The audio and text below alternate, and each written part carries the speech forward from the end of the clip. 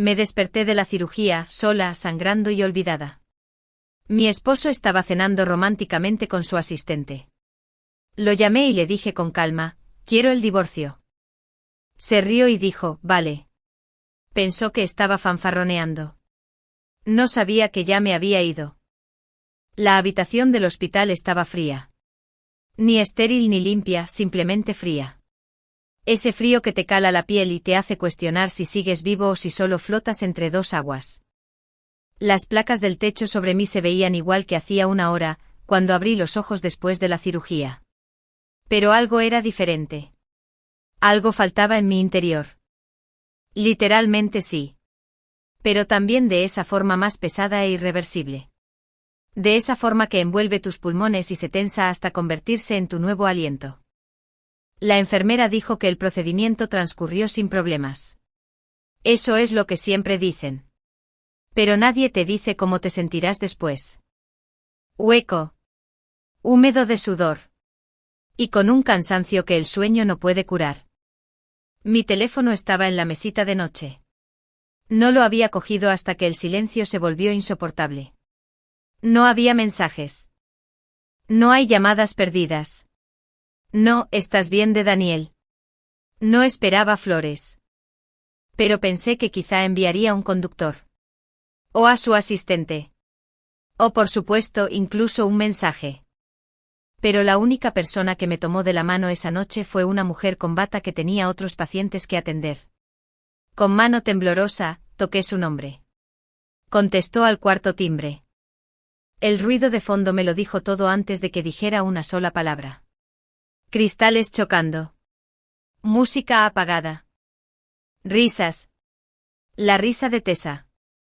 Clara. Su voz era suave, distraída. Probablemente intentaba no parecer molesto. Quiero el divorcio, dije en voz baja, firme, distante, como si estuviera leyendo un guión. Silencio. Entonces, vale. Solo eso. Como si le hubiera pedido que comprara leche de camino a casa. Vale.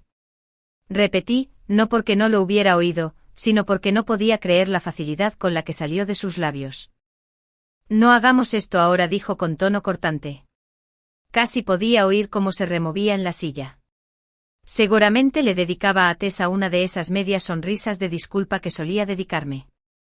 Estás sensible. Mañana te sentirás diferente. Podía oír su débil voz al otro lado, ligera y juguetona. Llegó el postre. No silenció la llamada. Ni siquiera le importó. Y esa fue la prueba definitiva. No el engaño. No la traición. Ni siquiera el descuido. No, el clavo final fue esto. De verdad creía que no iría a ninguna parte. Que era demasiado débil, demasiado blando, demasiado roto para irme.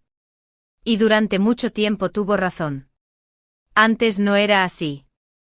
Hubo una época hace años en la que Daniel Ale me amaba como si fuera lo único real en su mundo. Cuando entraba en una habitación, él levantaba la vista de lo que estuviera haciendo y sonreía como si yo mismo le hubiera arreglado el cielo. Pero eso fue antes de las reuniones de la junta directiva, antes de las oficinas de cristal y los fríos sillones de cuero. Antes de que Tessa Monroe entrara con su título universitario de la Ivy League y sus blusas de seda. Y empezara a seguirlo como si ya fuera su esposa sombra. Solía llamarme señora Ale con un tono excesivamente dulce. Como si fuera un título por el que debería estar agradecida. Como si ya hubiera medido el asiento y estuviera esperando a que lo dejara libre. La verdad es que no perdí a Daniel por Tessa. Lo perdí por la indiferencia. Lentamente. Silenciosamente. Como hervir en agua, un grado a la vez. Después de colgar, no lloré. No como antes cuando peleábamos. No como la primera vez que los vi salir juntos de una conferencia en un hotel con una apariencia un poco despreocupada. Solía llorar en la ducha secándome la cara antes de que las lágrimas terminaran de caer. Pero esta noche... Me quedé mirando el goteo inicial, su ritmo constante como un pequeño metrónomo marcando el ritmo de mi corazón muerto. Miré mi vientre. Había perdido al bebé. Daniel ni siquiera sabía que había estado embarazada. No se lo dije porque nunca tuve la oportunidad. Y que él no lo supiera, que ni siquiera se diera cuenta, no solo era triste. Era insultante. Una semana antes encontré el palito de embarazo en la basura, una enfermera lo había olvidado. Había vomitado 2 veces esa mañana, pero lo atribuí al agotamiento. Las líneas dobles me miraban fijamente como una broma cruel. Me miré al espejo con una mano sobre el vientre, preguntándome si esto cambiaría algo. Entonces, la voz de Daniel resonó desde el pasillo. «Tessa, ¿puedes preparar mi portátil para la cena de la junta?» Y lo supe. Este niño nunca nos acercaría. De hecho, se convertiría en una carga más que él tendría que delegar, que su familia tendría que reclamar. No podía volver a hacerlo. Ni el silenciamiento. Ni el juego de roles. Ni la constante simulación de que pertenecía a una familia que solo me vio como un documento firmado. A nuestro hijo Leo ni siquiera le permitían vivir con nosotros. Lo criaban en la finca Ale como un soldadito, con sus días coreografiados por la madre de Daniel al detalle. Mandarín por la mañana, piano por la tarde, clases de etiqueta entre medias. A veces me permitían visitarlos los domingos durante 1 hora, si cumplía todas las normas. Eso no era maternidad. Eran visitas supervisadas en mi propia vida. Salí sola del hospital a la mañana siguiente. Daniel no me devolvió la llamada. Nunca me preguntó dónde había dormido. Ni una sola vez revisé si había llegado a casa. Y no lo hice porque hacía tiempo que mi hogar había dejado de serlo. La Villa A le parecía más una sala de exposiciones que una casa. Todo era de mármol y cromo. Ni siquiera se podía estornudar sin que las paredes me juzgaran. Solía caminar de puntillas para evitar el ruido de mis tacones. En cambio, llamé un taxi y le di al conductor una dirección que no había pronunciado en voz alta en 5 años. La antigua casa de mi padre. Había muerto en un accidente por conducir ebrio hacía 3 años. La indemnización del seguro había sido modesta, pero la casa seguía intacta, como un museo de dolor y papel pintado descascarillado. Una vez juré no volver a pisar esa casa. Pero era el único lugar que no pertenecía a Daniel. El único lugar donde el silencio era mío. Me quedé en cama 2 días enteros. Sin llorar. Solo respirando. Dejando que el silencio se instalara. Mantuve mi teléfono en silencio. Lo vi encenderse una y otra vez. Mensajes de Daniel. Llámame. Estás exagerando. Hablaremos cuando te calmes. Y luego, eventualmente. Hablemos. Llevaré a Leo. ¿De verdad vas a tirar 8 años por la borda por una sola cena? Tessa no quiso decir nada. Necesitas calmarte. Ese último. Ese fue el detonante final. Lo había dicho tantas veces a lo largo de los años. Cuando lloré. Cuando grité. Cuando le rogué. Siempre lo decía como un punto al final de mi valor. Tienes que calmarte. Ay, Daniel. Tienes que despertar. A la 3ª mañana me levanté. Me cepillé los dientes. Preparé café con una lata vieja que encontré en la alacena. Estaba rancio, amargo y perfecto. Abrí mi armario, ese lleno de recuerdos que había guardado en cajas, y saqué unos vaqueros y un suéter descolorido que no me recordaba a la señora Ale. Ya no era ella. Saqué un bloc de notas y empecé a escribir una lista. 1. Cambiar número. 2. Abrir una nueva cuenta bancaria. 3. Visitar la escuela de Leo.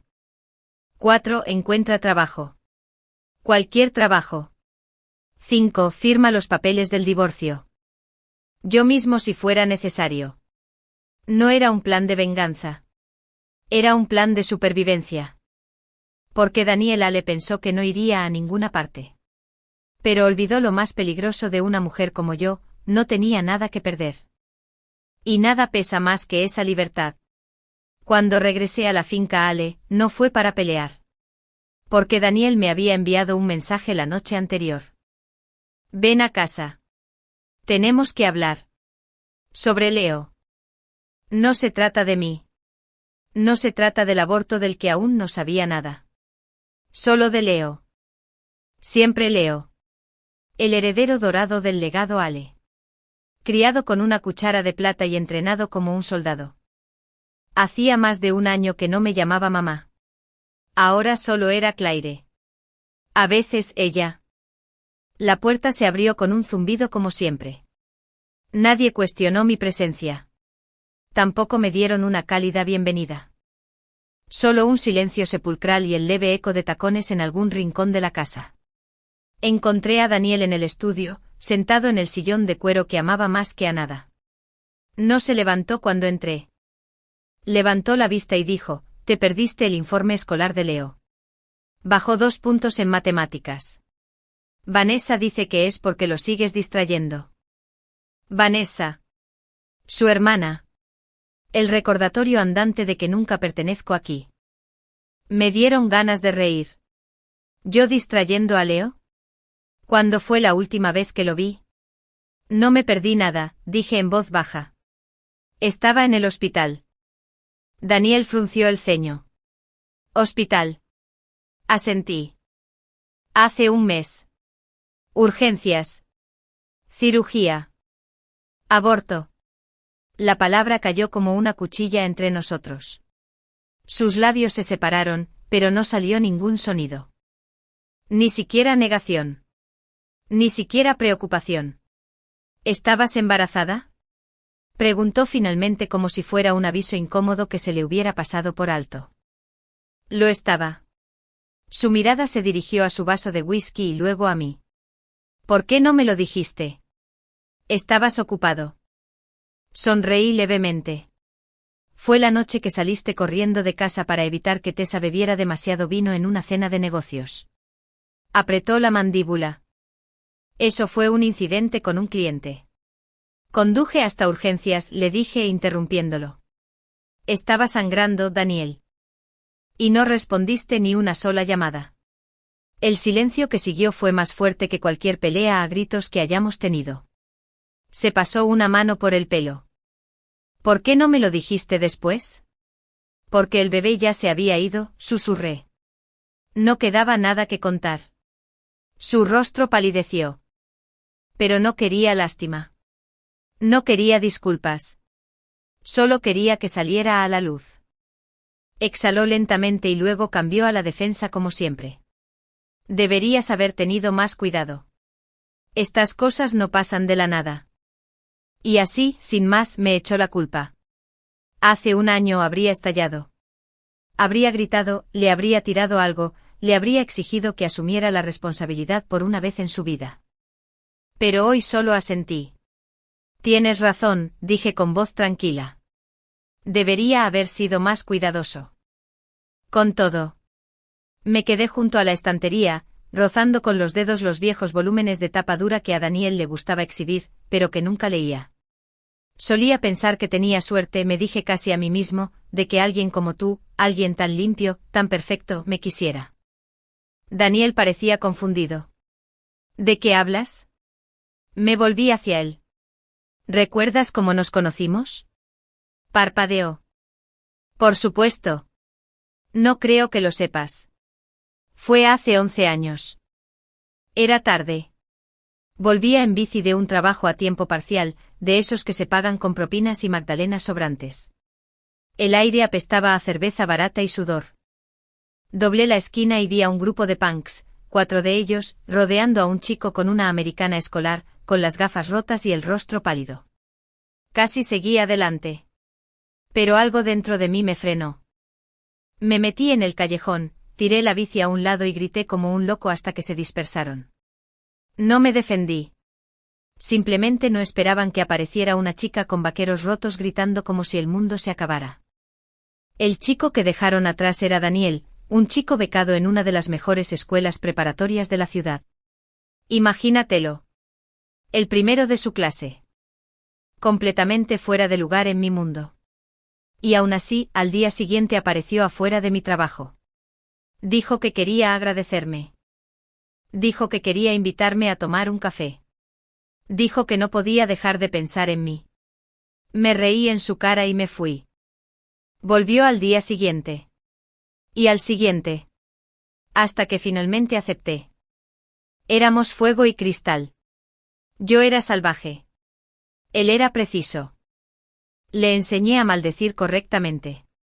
Él me enseñó a doblar un currículum. Cuando mi padre, un hombre alcohólico y abusivo, me golpeó tan fuerte que no podía levantarme de la cama, Daniel irrumpió en mi casa, recogió mi cuerpo ensangrentado y me llevó allí.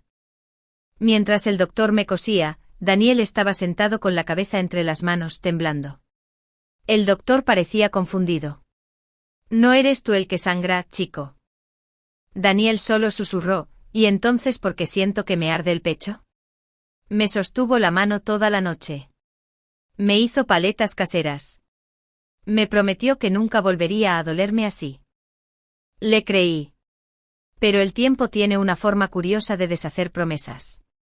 Y ahora aquí estábamos, yo en esta fría casa de cristal y él mirándome como si fuera solo una cosa más en su lista de cosas por hacer.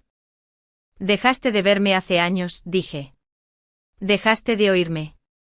Me dejaste sola en este matrimonio y luego te preguntaste por qué me quedé callada». Daniel se frotó las sienes. «Clara, por Dios, ¿otra vez esto?». «No», dije. «Otra vez no. Solo una vez. Y luego nunca más». No esperé a que respondiera. Salí del estudio y caminé por el pasillo hacia la puerta principal. No me siguió. No de inmediato. En la puerta, me giré y miré la gran lámpara de araña sobre la entrada. La que adoraba su madre.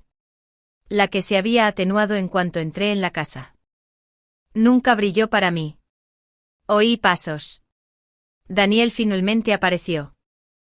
«Lo siento», dijo en voz baja. «No estoy enojado», respondí. «Estoy cansado». Dio un paso más cerca. «No estás pensando con claridad. Has pasado por mucho. Podemos ir a terapia». Solté una risita. «Daniel, te acabo de decir que perdí a nuestro hijo y tu primer instinto fue culparme». Se estremeció. «Esto no es hablar de dolor», dije. «Esto es claridad». Me detuve en la puerta. «Me voy, Daniel». «¿Cuánto tiempo?», preguntó casi genuinamente confundido. «Para siempre». Parpadeó como si no entendiera la palabra. Como si la eternidad tuviera fecha de caducidad. «Te enviaré los papeles del divorcio», añadí. «Clara, no». «No te pido permiso», dije con voz finalmente firme. «Te lo informo». Abrí la puerta, salí y no miré atrás. Ni una sola vez. El mensaje llegó a las 3:14 en punto. «Daniel, ven a la finca. Se trata de Leo. Llega antes de las 6. No, por favor. Sin explicaciones. Sin seguimiento. Una orden directa, como si yo todavía fuera la mujer que ajustaba su horario a la perfección. Aún así, el nombre Leo me impactó como un reflejo. De esos que trascienden la lógica y te llegan al corazón. ¿Estaba enfermo? ¿Le dolía? ¿Pasaba algo? Le respondí. ¿Qué pasó? No hubo respuesta. Intenté llamar. Directo al buzón de voz. Y así como un tonto fui. A las 5:45 me encontraba de nuevo en las puertas de la finca Ale. Esta vez llevaba vaqueros y una blusa negra. Sin molestarme en vestirme para lo que esperaban. Los guardias me dejaron pasar sin decir palabra. Uno de ellos me miró la ropa, luego la cara y no dijo nada. ¡Qué listo! Al cruzar las grandes puertas, el familiar aroma a jazmín y mármol frío me abofeteó. Odiaba recordarlo tan vívidamente. Lo que no esperaba era oír risas provenientes del comedor. La seguí caminando despacio, metódicamente, con los tacones resonando más fuerte que mi corazón. En cuanto entré en la sala, todo se detuvo. Todos estaban allí. Daniel presidía la mesa. Leo, sentado a su lado, sorbía sopa tranquilamente de un tazón de porcelana. Y Tessa, sentada donde yo solía sentarme. Justo entre mi esposo y mi hijo. La misma mujer que una vez me llamó señora Ale con desdén azucarado ahora le sonreía dulcemente a Leo, quitándole algo de la camisa como si perteneciera a ese lugar. Se me hizo un nudo en la garganta. Daniel no se levantó. Ni siquiera pareció asustado. Clara, dijo con voz serena, como si hubiera llegado 10 minutos tarde a una cena a la que no me habían invitado. Lo lograste. Recorrí la mesa con la mirada. Mantelería elegante. Candelabros de plata.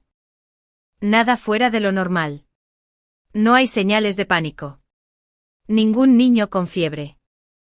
Solo un asistente presumido jugando a las casitas en mi lugar. Me volví hacia Leo. Cariño, ¿te encuentras bien? Parpadeó y asintió sin decir palabra. Me acerqué y extendí la mano para tocarle la mejilla, pero él se estremeció. Se apartó. Se giró hacia Tessa. Un movimiento silencioso e involuntario. Pero me desgarró como si yo fuera la extraña, como si estuviera invadiendo. Tessa soltó una risita, con una mano sobre el hombro de Leo. Oh, lo siento mucho, dijo con fingida preocupación. ¿Nadie te lo dijo? Leo está perfectamente bien. Solo un pequeño resfriado la semana pasada, nada más. Ella inclinó la cabeza dulcemente. No te lo imaginabas, ¿verdad? Quizás tomabas demasiadas pastillas para dormir últimamente. Toda la habitación quedó en silencio. Todas las miradas se volvieron hacia mí. La abuela de Daniel frunció los labios con disgusto. Vanessa le arqueó una ceja perfecta. La insinuación flotaba en el aire como una podredumbre, que yo era inestable, dramática, histérica. Lo vi con tanta claridad entonces. No era una cena. Fue una emboscada. Me aparté de Leo, enderecé la espalda y miré a Tessa. Nunca más, dije con voz gélida, uses a mi hijo como apoyo en tu pequeño juego de poder. Tessa parpadeó. Si quieres perseguir a un hombre casado, continué, hazlo con tu agallas, no con tu baba. Pero en cuanto arrastres a mi hijo, no seré amable. Hubo un destello de pánico en sus ojos. No esperaba que la mordiera. Vanessa se burló ruidosamente. Dios sigue haciéndose la víctima después de todos estos años. Me giré lentamente. Lo siento. Nunca fuiste uno de nosotros, dijo arremetiendo contra su cordero con una fuerza innecesaria. Mi hermano se casó con alguien de una familia inferior y todos lo sabíamos. La basura siempre será basura. Las palabras me impactaron, pero no me calaron. Ya no. Miré alrededor de la mesa. Todos me habían menospreciado desde el primer día. El padre de Daniel ya no estaba, pero su madre y su hermana cargaban con el ego de la familia como una corona. Yo era la chica de la nada. El de un pasado turbulento y sin pedigrí. Pensaron que me iría sin hacer ruido. Se equivocaron. Sonreí fríamente. Señora Lynn, llamé hacia la puerta de la cocina, donde la ama de llaves de toda la vida rondaba torpemente. Venga a visitarme algún día. Cocinaré para ti. Parpadeó sorprendida. ¿Por qué está la señorita Clara? Entonces me volví hacia Daniel, quien no había dicho ni una palabra en todo este tiempo. Eres patético, dije en voz baja. Dejaste que humillaran a la mujer que llevó a tu hijo, que lo enterró sola. Daniel apretó la mandíbula. Ya basta. No, respondí. Ya basta. Caminé hacia la mesa, tomé el tazón de sopa cremosa de Vanessa, su favorita, y sin dudarlo lo vertí sobre su vestido de diseñador. El grito que siguió fue operístico. Todos se pusieron de pie de golpe. Se desató el caos. Los cubiertos tintinearon. Leo jadeó. Los ojos de Tessa se abrieron de par en par. Y antes de que Vanessa pudiera reaccionar, le quité el palito de pan del plato y se lo metí en la boca. Así son los buenos modales, dije. Durante 3 segundos nadie se movió. Entonces la abuela de Daniel gritó, señalándome como si hubiera asesinado a alguien. Está loca. Divorciarme de ella ahora. Caminé hasta el borde de la mesa y, de un tirón, arranqué el mantel blanco. Los platos se rompieron. La comida voló. El vino manchó la alfombra. Y nadie en esa mesa salió con la dignidad intacta. Esto, dije retrocediendo, es lo que pasa cuando presionas a una mujer que ya no aguanta más. Daniel finalmente estalló. Arregla este desastre. Me volví hacia él lentamente. Os susurré sacando un documento de mi bolso. Una cosa más. Tiré los papeles del divorcio sobre la mesa. Considera esta mi última contribución a la familia. Su expresión se contrajo. Clara. No, Daniel. Me acerqué y lo miré a los ojos. No hables. Solo haz señas. Me agarró la muñeca de repente. ¿A dónde crees que vas? Miré fijamente sus dedos enredados en los míos. La presión. El control. Familiar, pero ya no lo toleras. ¿Qué te importa? Susurré. Suéltame. Vanessa, todavía limpiándose la sopa del regazo, murmuró algo cruel en voz baja. Daniel se giró y le gritó, ya basta. Pero el daño ya estaba hecho. Tiré de mi mano para liberarla. El dolor se intensificó, pero no me inmuté. En cambio, me incliné hacia Vanessa de nuevo. ¿Quieres ver lo que hace un cubo de basura cuando se le lleva demasiado lejos? Sus ojos se abrieron de par en par, aterrorizados. Sonreí. Entonces sigue hablando. Mientras salía de casa, con el pelo alborotado, los hombros erguidos y el corazón acelerado, Daniel me siguió hasta la puerta. Clara, espera. Pero Tessa salió disparada tras él, agarrándolo del brazo. No me siento bien, gimió pálida. Será mi nivel de azúcar. Daniel se quedó paralizado. Lo vi dudar. Luego se volvió hacia ella. Por supuesto que sí. El aire fuera de la finca Ale era húmedo y denso, de esos que se pegan a la piel como una segunda capa. Pero nunca había respirado con tanta claridad. No corrí a mi coche. Caminé despacio, con mesura, con control. Cada taconeo al cruzar el camino de piedra sonaba como la puntuación al final de 8 años desperdiciados. La voz de Daniel me persiguió antes que sus pasos. Clara, Clara, detente. No lo hice. Con las llaves en la mano, abrí la puerta del conductor. Fue entonces cuando oí el golpe detrás de mí. Un cuenco de porcelana, o quizás una copa de vino. Algo se había roto. Me giré apenas y vi a Daniel sangrando con un rastro rojo irregular en la mano y una expresión de rabia y confusión. Tessa lo seguía de cerca, taconeando frenéticamente. Daniel, estás sangrando. Déjame. Le apartó la mano y siguió corriéndose. Entré al coche y cerré la puerta antes de que llegara. En cuanto el motor arrancó, su puño golpeó la ventanilla. No hagas esto, gritó. No te vayas así. Sangre manchada en el cristal. Su mirada desorbitada. La voz de Tessa ahora era estridente. Daniel, para. Estás herido. Déjame llamar a alguien. Háblame, Clara ladró. No puedes acabar todo así. Lo miré por el parabrisas y no dije ni una palabra. Puse la reversa y me fui. Esa noche mi teléfono no paró de sonar. La pantalla se iluminó con todos los nombres que ahora despreciaba. Daniel, 38 llamadas perdidas. Tessa, 14 mensajes. Vanessa, un párrafo de veneno disfrazado de preocupación. Número desconocido. Estamos preocupados por ti. Daniel otra vez. Por favor, Clara. Entonces te estás poniendo dramática. Entonces seamos adultos. Entonces necesitas calmarte. Eso último casi me hizo reír. Casi. ¿Por qué? ¿Cuántas veces había dicho esas palabras? Cuando lloré tras ser marginada de la crianza de mi propio hijo. Necesitas calmarte. Cuando encontré lápiz labial en su camisa. Estás pensando demasiado. Cálmate. Cuando perdí el embarazo sola. Ni siquiera lo dijo. Pero si lo hubiera hecho, habría sido eso. Así que escribí mi respuesta. Solo una línea. Tranquilízate. Luego apagué el teléfono, le quité la tarjeta SIM y lo dejé caer en un vaso de agua como una ofrenda funeraria. Después de eso, todo quedó en silencio. Un silencio hermoso y brutal. Sin zumbidos. Sin disculpas. Sin manipulación. Solo yo. Y por primera vez en años, fue suficiente. Pasé la semana siguiente en la vieja y destartalada casa de mi padre, comiendo fideos instantáneos y durmiendo en un colchón sin sábanas. Cada rincón apestaba a viejos recuerdos y pintura descascarada. Pero no me importaba. Era mío.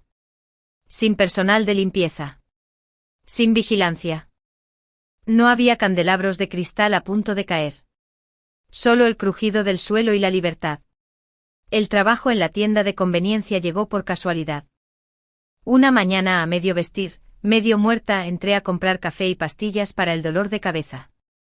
La gerente, una mujer de voz suave llamada señora Patel, me preguntó si necesitaba trabajo. Dije que sí sin pensármelo 2 veces. El sueldo era mínimo. Las horas eran largas. Pero el uniforme me sentaba mejor que cualquier vestido de diseñador que Daniel me hubiera comprado. Había algo sanador en la sencillez. Revisar la compra, reponer los estantes, intercambiar palabras amables con desconocidos que no conocían mi nombre ni mi pasado. Aquí nadie me llamaba señora Ale. Yo era solo Clara. Y Clara podía respirar. Noa Reed llegó un jueves. 25 años. Cabello despeinado. Llevaba una chaqueta vaquera y una sonrisa discreta. Vino por comida para perros. Creo que mi Golden Retriever come mejor que yo, bromeó, dejando la bolsa en el mostrador. Le esbocé una media sonrisa. Parece que tiene las prioridades correctas. Charlamos brevemente y de forma informal. Tenía una mirada cálida, pero no me miró fijamente. Su voz era suave sin indagar. Esa noche lo vi de nuevo paseando al perro frente a la casa. Me saludó. Al día siguiente volvió. Dijo que había hecho demasiada pasta y me ofreció un poco. No acepté. Todavía no. Pero esta vez sonreí. De verdad. Pasaron 2 semanas. De repente nos pusimos a charlar. Número bloqueado. Pero conocía la foto de perfil. Una foto del océano que Daniel había tomado años atrás en un viaje al que no fui invitado. Daniel, ¿cuándo empezaste a planear el divorcio? No puedes hablar en serio. Tenemos un hijo. ¿Vas a arrebatarle su familia por qué? ¿Por tu orgullo? Estás actuando de forma despiadada. Ni siquiera piensas en Leo. 8 años, Clara. No puedes tirarlos a la basura. Di algo. Me quedé mirando la pantalla un minuto entero. Luego respondí. Necesitas calmarte. Y cerró la aplicación. Nunca respondió después de eso. Volví a sentir paz. No fue ruidosa. No vino con aplausos, ni con un cierre, ni con una justicia cinematográfica. Fue solo una taza de café instantáneo en una azotea tranquila, viendo el amanecer sobre un barrio que no esperaba que me disculpara por existir. Fue despertar en un lugar donde nadie tocaba mi teléfono ni controlaba mi agenda. Fue ser anónimo y en ese anonimato poderoso. Le caí bien a la señora Patel. Me dio más turnos. Noa seguía apareciendo, a veces por chicles, a veces por nada. Una vez olvidó su billetera y le pagué su refresco. Volvió al día siguiente con una caja entera de chocolates como interés. Nunca fisgoneó, nunca preguntó de qué huía, nunca comentó sobre la leve cicatriz en mi muñeca ni sobre mi estremecimiento cuando alguien se me acercó demasiado. Él solo sonrió. Y ese silencio, esa falta de expectativas, sanó algo en mí que no sabía que sangraba. Daniel, mientras tanto, permaneció en silencio. Pero lo conocía demasiado bien para creer que se había dado por vencido. Se estaba recomponiendo. Y cuando volviera, no sería con disculpas. Sería con estrategia. Pero esta vez, estaría listo. Pasó casi un mes antes de que volviera a ver a Daniel. Para entonces mi nueva vida había adquirido un ritmo extraño. Mañanas tranquilas en la tienda, un café de vez en cuando con la señora Patel, encuentros casuales con Noa y su Golden Retriever. Dormía mejor, comía mejor, incluso me reí un par de veces. Pero siempre supe que no duraría. No mientras Daniel siguiera desmoronándose. Los rumores llegaron primero. La señora Lynn, la fiel ama de llaves de los Ale, me llamó una noche. No había tenido noticias suyas desde el incidente de la cena. Señorita Clara, no pretendo entrometerme, pero el señor Ale no se encuentra bien. Me quedé callado. No come. Apenas duerme. Está buscando cosas. ¿Qué cosas?, pregunté rotundamente. Cuadernos del instituto, fotos antiguas, regalos. Se encerró en el almacén durante 4 horas la semana pasada. Estaba gritando. Tiró una silla. Mis dedos se apretaron alrededor del teléfono. ¿Qué mirara? Encontró la bufanda vieja, susurró. Cerré los ojos. Esa maldita bufanda, la que le tejía cuando aún estábamos en la universidad, cuando hacía doble turno y siempre se olvidaba los guantes. Nunca la usaba, decía que era demasiado corta, demasiado colorida.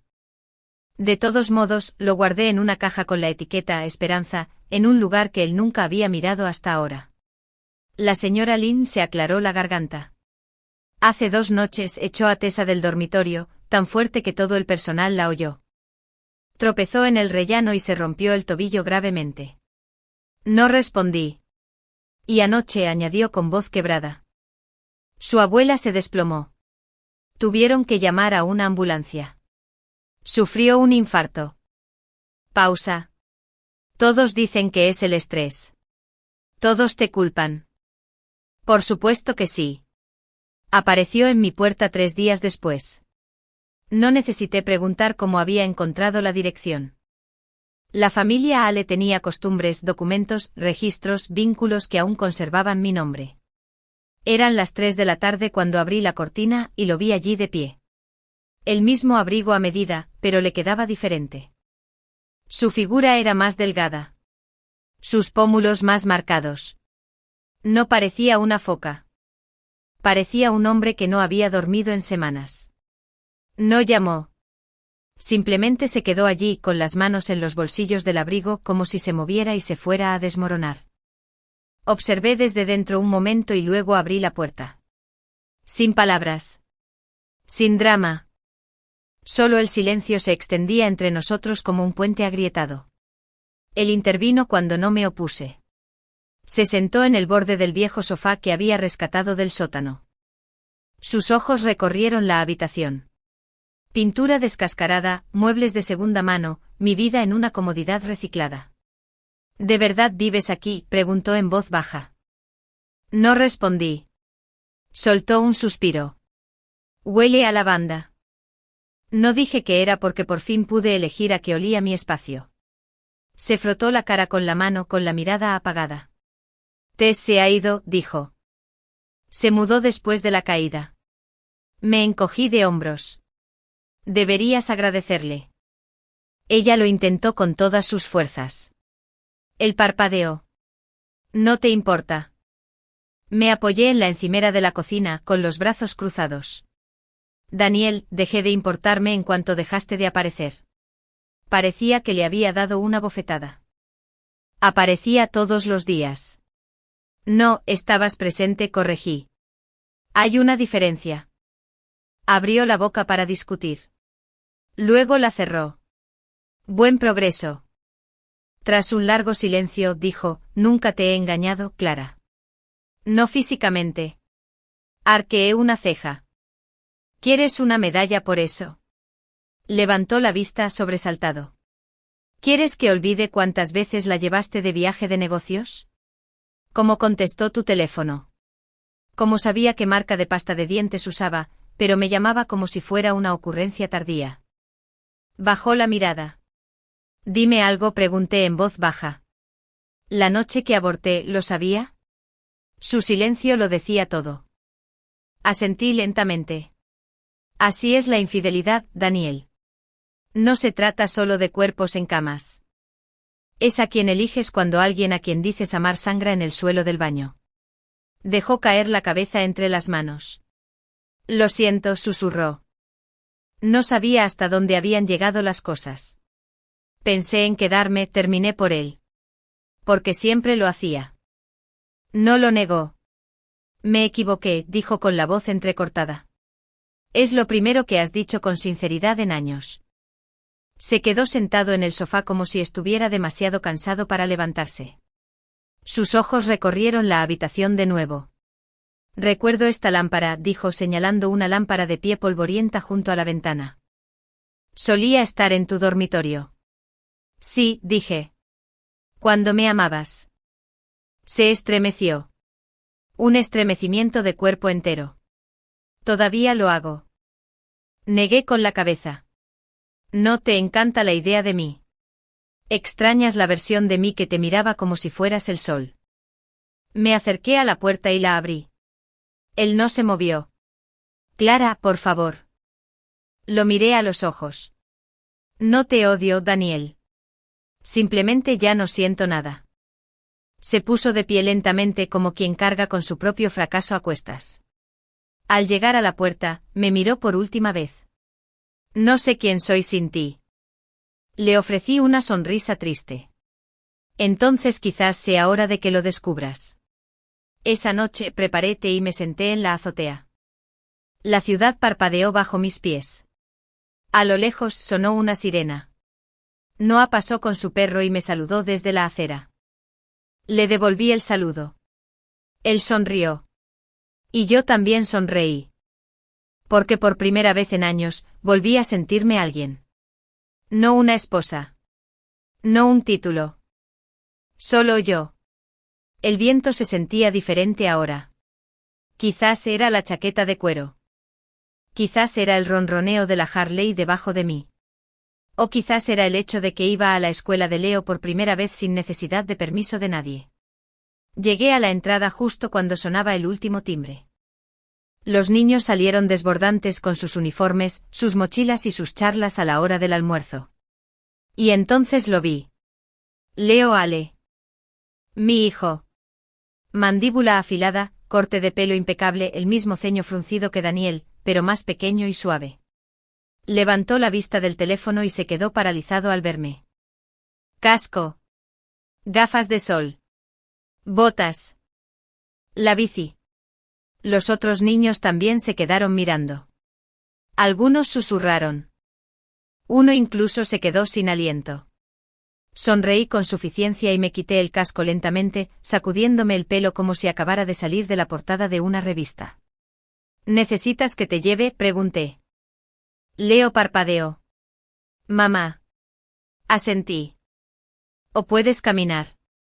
Pero esto es mucho más genial. Dudó un segundo. Entonces, como si algo se moviera, dio un paso adelante y subió. Sin palabras. Pero sus brazos me rodearon con fuerza. Y eso fue suficiente. No volvimos a casa. No a la finca Ale. Tampoco a mi apartamento destartalado. Fuimos a un restaurante de comida rápida grasiento a 2 cuadras. Le pedí una hamburguesa triple con queso, papas fritas y un refresco del tamaño de su cabeza. Del tipo que la familia de Daniel jamás permitiría. Demasiado procesado, demasiado vulgar, demasiado barato. Leo miró la bandeja como si fuera ilegal. No tengo permiso para comer esto, dijo. No estás en la finca ahora mismo, respondí, desenvolviendo mi propio sándwich. Así que sí. Dio un mordisco. Luego otro. Luego otro. A la tercera se echó a reír. Risa de verdad. Barriga llena. Ojos entrecerrados. Ketchup en la mejilla. Casi me destroza. Hablamos. Sobre la escuela. Sobre fútbol. Sobre cómo su profesor de historia usaba la misma corbata todos los días. Me contó de un chico llamado Marcus que siempre le robaba los lápices. Y cómo una vez se quedó encerrado en el baño durante el almuerzo. Escuché. No interrumpí. No corregí. No lo crié. Solo escuché. Y poco a poco se abrió. Después de 1 hora miré la hora. Debería llevarte de vuelta, dije. Bajó la mirada hacia su vaso de papel, jugueteando con la pajita. Sí. No hablamos mucho durante el viaje de regreso. No hasta que llegamos a la finca Ale. Aparqué justo afuera de la puerta, lista para dejarlo y marcharme sin poner un pie dentro. Pero entonces se abrió la puerta con un zumbido y apareció la señora Lynn. Me hizo señas para que pasara. Detrás de ella estaba la abuela de Daniel. Un bastón en una mano. Una mirada de esperanza inquieta en su rostro. Suspiré. Leo se giró hacia mí. ¿Puedes entrar? Solo un ratito. Dudé. Quiero enseñarte mi habitación, añadió en voz baja. Nunca la has visto. Eso me dolió. No porque lo dijera, sino porque tenía razón. Nunca me habían permitido ver la habitación de mi hijo. Apagué el motor y lo seguí adentro. La casa olía igual, a bergamota y cristal frío, pero se veía diferente, más oscura, más pequeña. La abuela de Daniel me saludó con la cabeza al entrar, pero no dijo nada. La señora Lynn sonrió suavemente, como si intentara darme la bienvenida sin llamar la atención. Leo me condujo por la escalera de caracol hasta el tercer piso. Espera aquí, dijo emocionado. Tengo que encontrar el robot que hice. Mientras desaparecía por el pasillo, miré a la izquierda y me quedé paralizado. La puerta del estudio de Daniel estaba entreabierta. Dentro, estaba sentado en su escritorio frente a la brillante pantalla de su portátil. Vestía una camisa blanca arrugada, con las mangas arremangadas y el pelo despeinado. Tenía la mandíbula más apretada de lo que recordaba. Tenía ojeras. Su postura era encorvada. En una mano sostenía una pelota antiestrés que apretaba cada pocos segundos. No me vio, ni siquiera levantó la vista. Estaba hablando por la laptop. Algo sobre pérdidas trimestrales en pacientes inversionistas. Observé un momento y no sentí nada. Ni lástima, ni rabia, ni pena, simplemente nada. Leo regresó con un robot medio pegado, hecho de cartón y chapas. Anda, anunció pulsando un botón que lo hizo dar una sacudida hacia adelante y colapsar. Aplaudí. Increíble. Sonrió radiante. Nos sentamos juntos en la alfombra con las piernas cruzadas. Me enseñó su colección de libros, su cuaderno de dibujo, una caja de dulces escondida que no debía tener. Durante 30 minutos, no fui la mujer que se fue. Solo fui mamá. Finalmente me puse de pie. Debería irme. Leo levantó la vista. ¿Puedo ir contigo? Me dio un vuelco el corazón. La próxima vez quizás. Dudó. ¿Puede venir papá también? Me quedé paralizada. La pregunta no era inocente. La hizo con cuidado como si la hubiera ensayado. Sus ojos buscaron en los míos una pista. Aprobación, ira, dulzura, cualquier cosa. Me agaché frente a él.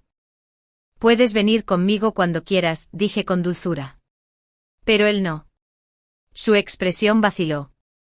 No me inmuté porque ni siquiera a mi propio hijo le mentiría. Bajé las escaleras sin despedirme de nadie. La señora Lynn me recibió en la puerta y me puso algo en la palma de la mano. Un pequeño colgante de jade, uno que había dejado en un cajón hacía años. Para la buena suerte, dijo. Asentí. Gracias. Al salir, el sol me dio justo en la cara. La bici brillaba junto a la puerta. Me puse el casco, me subí la cremallera de la chaqueta y pasé una pierna por encima del asiento. Antes de arrancar, vi movimiento en la ventana del piso de arriba. Daniel, observando. No me saludó. Yo tampoco. Sabes que todo ha terminado cuando ni siquiera tu silencio pide ser comprendido. Debería haber cerrado la puerta con llave. No es que eso lo hubiera detenido. Daniel tenía una forma de colarse en cualquier habitación, en cualquier espacio, en cualquier respiración, incluso cuando ya no lo invitaban. Era tarde, más de las 10.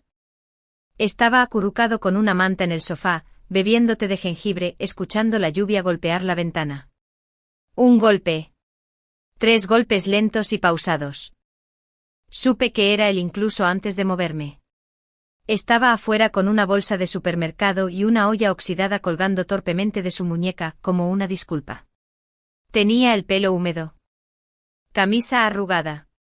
Zapatos embarrados. Y aún con esa sonrisita torcida que solía poner cuando llegaba tarde a casa con flores. Solo que esta vez no había flores, solo ofrendas quemadas en señal de desesperación. Déjame cocinar para ti, dijo. Lo miré fijamente. Daniel, no tardaré mucho. Déjame intentarlo. Debí haber dicho que no, pero no lo hice. Quizás porque quería ver cómo era su versión del esfuerzo ahora que el brillo había desaparecido. Quizás porque ya sabía cómo terminaría. La estufa era antigua, de esas donde el dial se atasca y la llama vacila. De todos modos, lo manipulaba torpemente, maldiciendo en voz baja cuando el arroz burbujeaba demasiado rápido. Desde el sofá, lo vi moverse más lento de lo que recordaba, vacilante, como si mi presencia en ese espacio ahora lo hiciera dudar de sí mismo. Revolvía la olla como si contuviera respuestas. No dije ni una palabra. Al final apagó el fuego y sacó la olla él mismo, ni siquiera se molestó en servir platos. La puso delante de mí y sacó una cuchara del bolsillo. Son gachas, dijo sin necesidad. Asentí, cogí la cuchara y le di un mordisco. Estaba horrible. Quemado, pegajoso, sin condimentos. El arroz se me pegó al paladar. El carbón se aferró al fondo de la olla como un arrepentimiento. Así que me lo comí en silencio. ¿Está bueno?, preguntó con voz tímida, como un niño que muestra su primer dibujo. Asentí lentamente, casi imperceptiblemente. No me creyó. Claro que no. Se inclinó, tomó una cucharada de mi plato y se atragantó al instante. ¿Qué demonios?, tosió, buscando una servilleta. ¡Qué asco!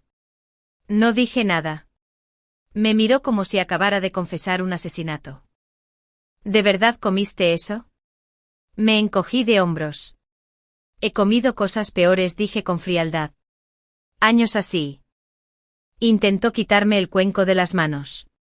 Déjame preparar uno nuevo. No. De todos modos, alargó la mano, pero las gachas seguían muy calientes. Rozó el borde de la olla con la mano y siseó, dejando caer el cuenco instintivamente. Se estrelló contra la mesa, derramándose sobre la madera, humeando. Gritó con la piel enrojecida y los dedos temblorosos. No me inmuté. No se movió. Solo lo miró, tranquilo como el hielo. No te molestes en poner cara de lástima, le dije. No me das pena. Me miró atónito. Me levanté, caminé hacia el lavabo y me lavé las manos. Dejé correr el agua más de lo necesario. Cuando me di la vuelta, él seguía allí de pie, encorvado sobre el desastre. Lo intentaba, dijo con voz ronca. Lo sé. ¿Eso no importa? No. Se dejó caer en la silla, derrotado. Sigo pensando en aquella vez que fuimos de excursión, murmuró con la voz ronca. Cuando olvidé empacar tus zapatos y tuviste que caminar por el sendero con sandalias. Te enojaste mucho, pero me sujetaste la mano todo el tiempo. No dije nada. Siguió. ¿Recuerdas lo que dijiste en el funeral de mi padre? Prometiste que te quedarías conmigo para siempre. Que envejeceríamos, moriríamos juntos, que nos enterrarían uno al lado del otro. Levantó la vista. ¿Mentira? No, dije. Entonces, ¿cómo puedes irte? Su gente cambió, Daniel. Y la persona en la que me convertí al amarte no sobrevivió. Entonces llamaron a la puerta. Mierda. 2 golpecitos rápidos. Abrí la puerta y encontré a Noah allí de pie, con una bolsa de comida para llevar en la mano. Su mirada se movió entre Daniel y yo. ¿Estás bien?, preguntó con cautela. Estoy bien, respondí. ¿Qué es eso? Empanadillas. Dijiste que no habías comido, así que... Daniel pasó furioso junto a mí antes de que pudiera detenerlo. Y le dio un puñetazo a Noé. Fuerte. La bolsa se cayó. La comida se esparció por el suelo. Noah se tambaleó hacia atrás, aturdido, con el labio sangrando. Me quedé congelado. El mundo daba vueltas, no con rabia ni caos, sino con algo más tranquilo. Algo más frío. Los agarré a ambos del brazo y los arrastré hasta el porche.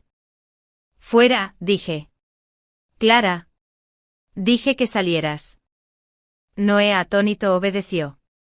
Daniel no. Así que le cerré la puerta en las narices. Fue duro. La cerradura hizo clic detrás de ella. La casa quedó en silencio. Sin gritos. Sin golpes. Sin lágrimas. Solo yo y el olor a arroz quemado aún flotaba en el aire. Recogí del suelo la caja de comida para llevar rota. Los dumplings se desparramaron como dientes caídos. Los tiré a la basura. Luego me senté en el suelo sin llorar, sin temblar, solo sentada y respirando. Pero como esa puerta, no la había cerrado de golpe para dejarlo afuera. Lo cerré de golpe para oír cómo sonaba la libertad. Y Dios, era hermoso. Nunca volví a saber de Daniel después de esa noche, pero oí hablar de él. Primero de la señora Lynn, luego a través de susurros que se colaban a través de las paredes, mensajes que no respondí, mensajes de voz que borré sin escuchar. Tenía neumonía, de esas que lo llevaron al hospital una semana, de esas que le dejaron pálido y que hicieron que incluso su madre susurrara, se está desvaneciendo.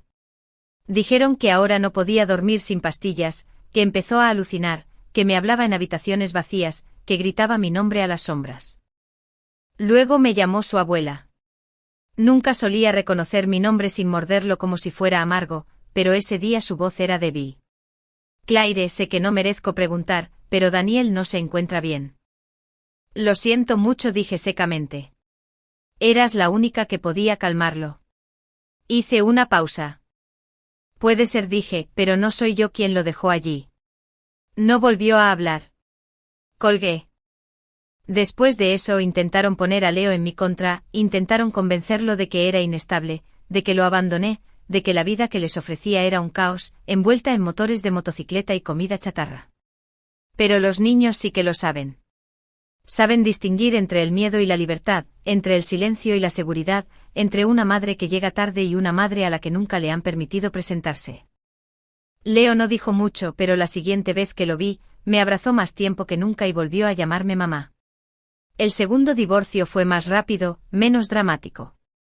El tribunal revisó los registros, los mensajes de texto, las fotos, las evaluaciones psicológicas y el informe policial del portazo final.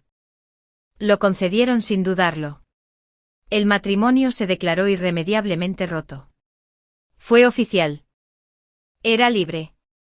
La gente me preguntaba constantemente si planeaba mudarme a otro lugar. Un nuevo comienzo. Una visión fresca. Pero no quería algo nuevo. Quería algo real. Así que me quedé en la casa de mi infancia y la hice mía. Pinté las paredes de amarillo girasol. Arranqué la alfombra y dejé que la madera respirara. Convirtió el viejo dormitorio de mi padre en un rincón de lectura, con sillones mullidos y un tocadiscos que solo tocaba jazz. Mi casa ahora olía a vainilla. En los estantes no había nada que no me gustara. Noah venía con menos frecuencia ahora.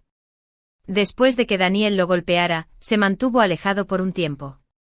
No por miedo, sino por respeto. Pero una noche volvió a llamar.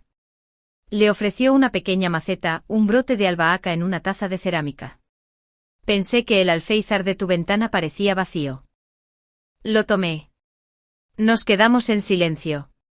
Entonces preguntó, ¿estaría bien si me gustas? Sonreí. Puedes, dije. Pero no me esperes. Se encogió un poco de hombros, pero asintió. No hay plazos, añadí. Sin títulos. Solo este momento. Sonrió y por primera vez vi que algo se asentaba en él. No decepción, sino comprensión. No estaba en contra del amor. Simplemente ya no me basaba en él. No era del tipo que requería desaparecer para ser aceptado. No del tipo que pedía sacrificio como prueba. Ahora yo era mi propia historia.